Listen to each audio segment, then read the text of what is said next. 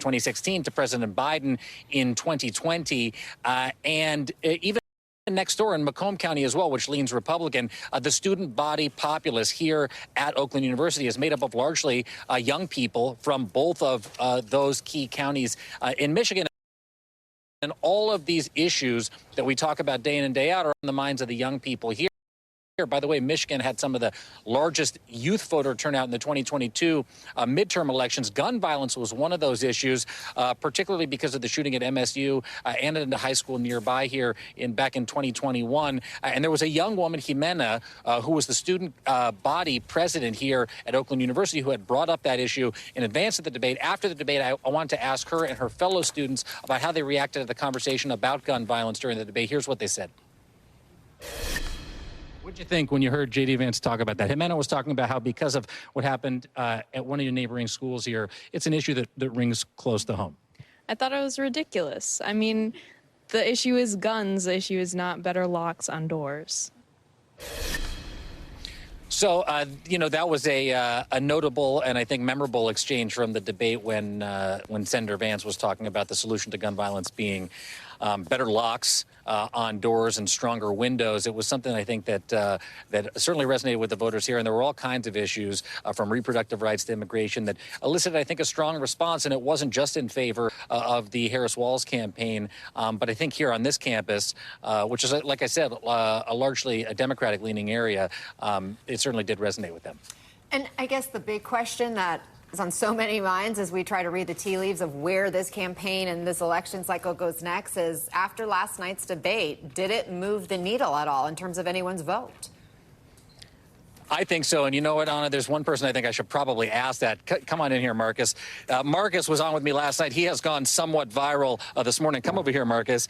Marcus, we're live on MSNBC. It's good to see you again on campus. Anna Cabrera was just asking me, do you think that the debate last night moved the needle in any way for your fellow students, or they came out of it, as they went into it with their minds already made up of what they're doing?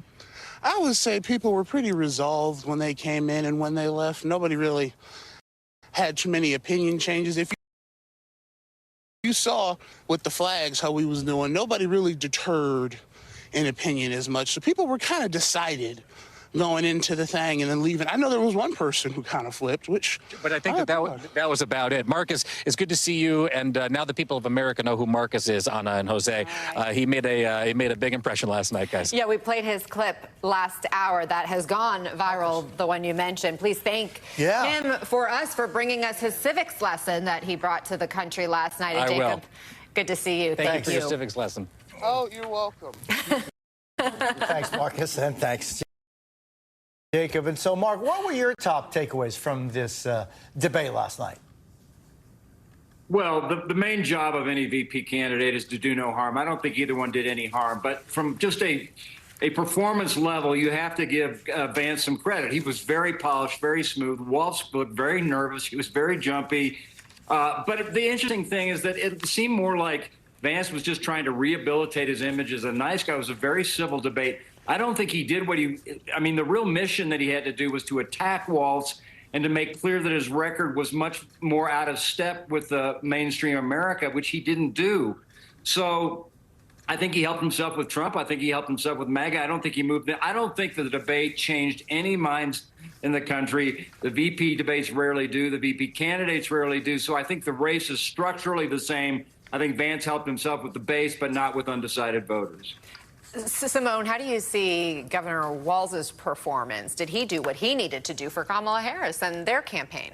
Look, I think two things can be true at the same time, right? That I personally walked away from last night's debate thinking, okay, the strategy that the campaign had going into the debate about how, if David says something that I want to counter, it's like, now, I agree with some of what David said, but da-da-da-da. Instead of saying, David made some interesting points. You don't always have to disagree.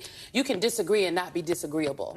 And I think that there was a little too much, I agree with what so-and-so said. You think Governor Walz was doing that too much? I think there were too many niceties on both sides. I mean, from both of the candidates. I mean, truly, J.D. Vance, he stood up on the debate stage, and it was like he was building a platform and policy in real time. Like, there were just some things that he said when it comes to child care, for example, that that is not Donald Trump's plan. Like, he articulated a housing plan that I've never heard from the top of the ticket. And in vice presidential debates, that's not what they're usually there to do. But I will just say this. I do think that Governor Walz, he had some very strong moments. And I think he started off shaky, but got stronger. And like the Tim Walz that people had seen out there during the Veep stakes, he showed up on that debate stage later on. And the clips are how many people are going to experience this debate. They're not going to watch it straight through like many of us did. And I think in the clips that have been shown, the contrast for Governor Walz is great. And so I think that's good. I think that the campaign has taken one of the better exchanges and flipped it into an ad, that January 6th exchange at the end. That is going to be important because there are some voters out there that need to hear more. They need to be reached. And I'm just not talking about independent voters, base Democratic voters, too. Yeah, I mean, David, let's talk about it. And by the way, I don't recall ever a debate where one of the candidates described himself in moments as a knucklehead, which is an unusual use of terms. But it was so much more civil. Regardless of what the issues were, it seemed as though there was a lot more civility in the discourse. Is this a benefit for one side more than the other? I don't think so, but that's because, and I think, Mark laid this out and so did Simone, when you have a vice presidential debate, the only thing that matters is, can people live with you being president for a couple of years should a tragedy occur and you have to assume the job? And Walz got batted all around the stage for most of the night, except for some good moments that he had at times later in the debate. But when we look at the snap polls that occurred afterwards, voters actually thought better of him than we did. And there wasn't a moment or an extended period at all where people said, oh, no, this guy can't get anywhere near the Oval Office. That was one of the problems Sarah Palin had in 2008. It wasn't that she was more conservative than John McCain or that she was younger, or that she was a young governor. It's that people looked at her and said, oh, my God, like, you couldn't do the job, not even do it like in a way that I would disagree with. Just, you can't do it. So that's what Tim Walz and J.D. Vance had to accomplish. J.D. Vance accomplished that a lot better than Tim Walz, but I wonder if J.D. Vance did himself a really big favor for 2028, whether or not he runs for the presidency as the sitting vice president or not. So you're talking 2028. Last night they were talking 2020, which yielded that moment that the campaign for the Kamala Harris and Tim Walz campaign has already turned into a campaign ad. So let me play this for everybody who may have been sleeping and not watching last night. This was an exchange about the 2020 election and democracy. Did he lose the 2020 election?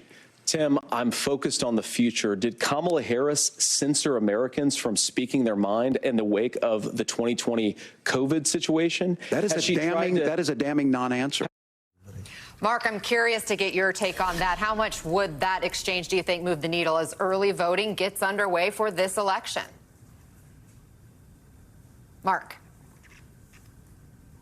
I'm sorry, I just had a dog incident here. So listen, I think that was, you're asking me about the January 6th answer. I think that was the biggest moment of the debate, and I think a disqualifying moment for Vance, because at the end of the day, he made it clear that his ultimate fealty is to Donald Trump and not to the American voters. And if you can't, and Walz's line about the fact that, this is why Mike Pence wasn't here was really, I think, the big moment of the debate.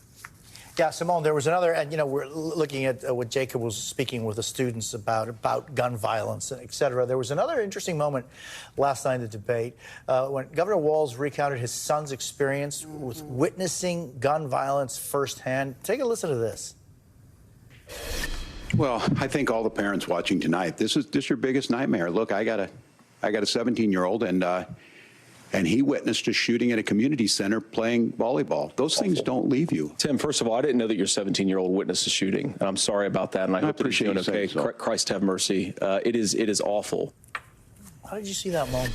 Well, first of all, I thought it was J.D. Vance is something Donald Trump would never have done, right? The empathy and the humanity, like, we should all agree that is absolutely awful. I think that moment was important. The moment after that, where J.D. Vance is like, this shouldn't be happening. We should be able to do something.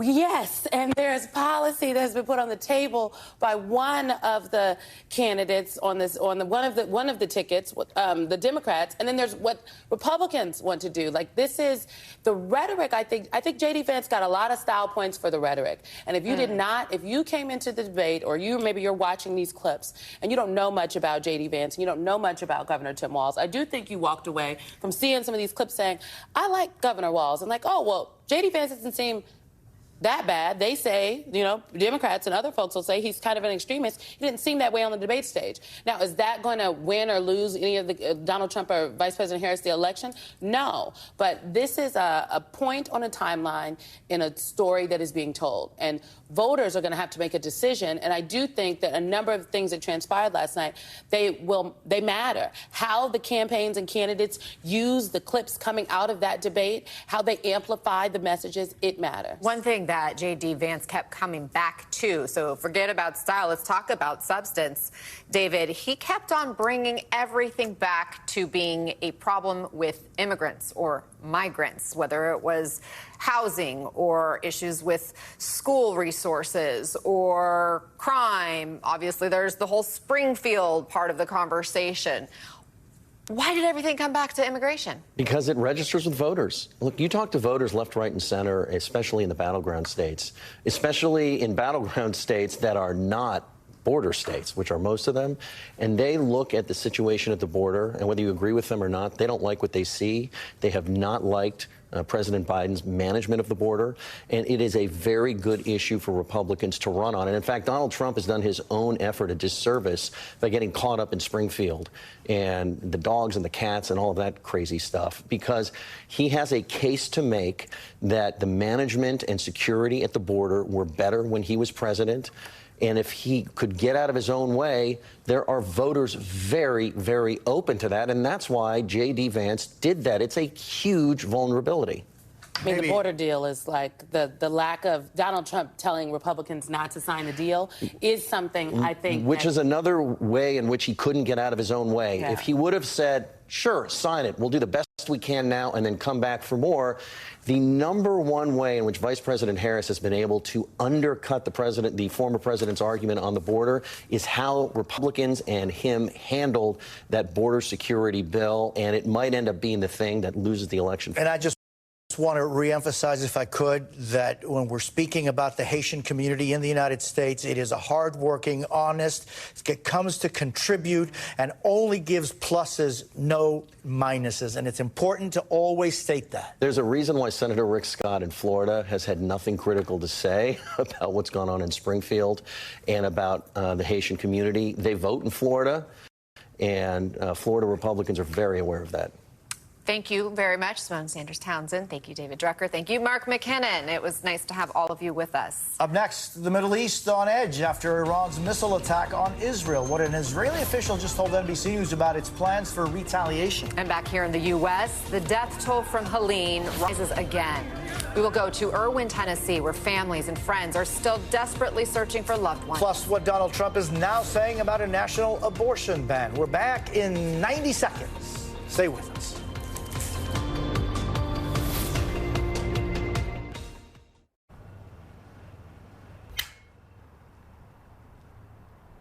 20 seconds a week to lose 20% of your weight in a year with diet and exercise. That's the power of GLP-1s through Ro. Ro helps find the medication that's right for you, based on cost, availability, and your weight loss goals. Losing weight with GLP-1s is possible through Ro. Connect with the provider today at ro.co/20.